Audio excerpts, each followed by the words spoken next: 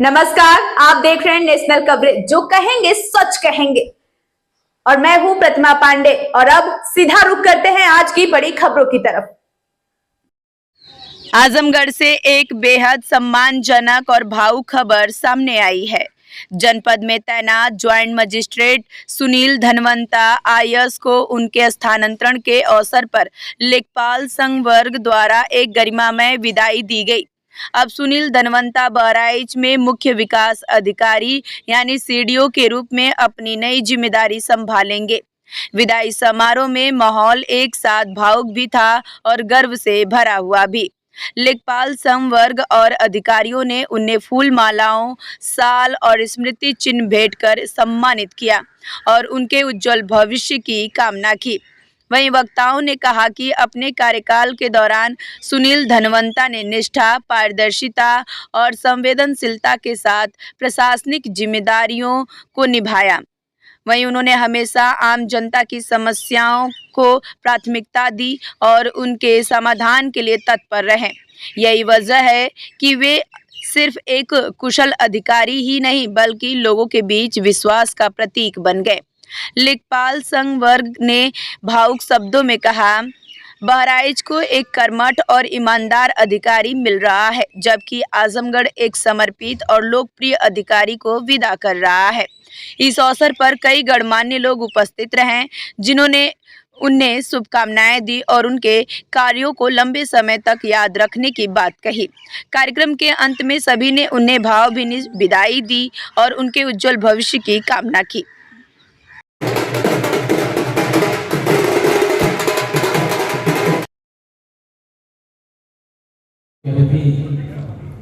परम आदरणीय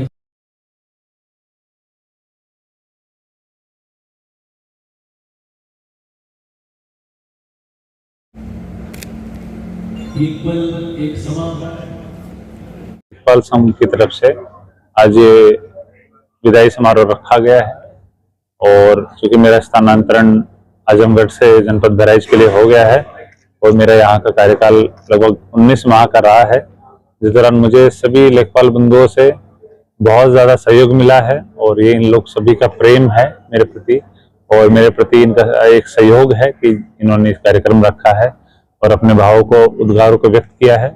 इसके लिए मैं समस्त लेखपाल संघ का, समस्त कर्मचारीगण का, उपस्थित यहाँ पे गणमान्य लोगों का, मीडिया के बंधुओं का जो बड़ी संख्या में उपस्थित हुए हैं, उनका बहुत बहुत आभार व्यक्त करता हूँ और उनको साधुवाद देता हूँ कि ऐसे कार्यक्रमों से अधिकारी का मनोबल बढ़ता है और वो और अच्छा काम करने के लिए प्रेरित होता है।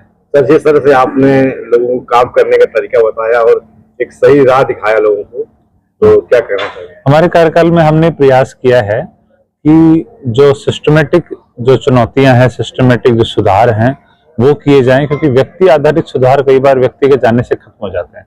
हमने राजस्व विभाग में इस दौरान खतौनी के माध्यम से हो, चाहे जन शिकायत हो, IGRS हो, या फिर जो भी नक्शा संशोधन हो, कोर्ट के केसेस हों, हर प्रकार से हमने सिस्टमेटिक सुधार लाने का प्रयास किया है और जो कर्मचारीगण हैं उनको प्रेरित करते हुए और सब लोग का समन्वय बनाते हुए हम लोगों ने जनता की जो शिकायतें हैं उनका निस्तारण करने का प्रयास किया है।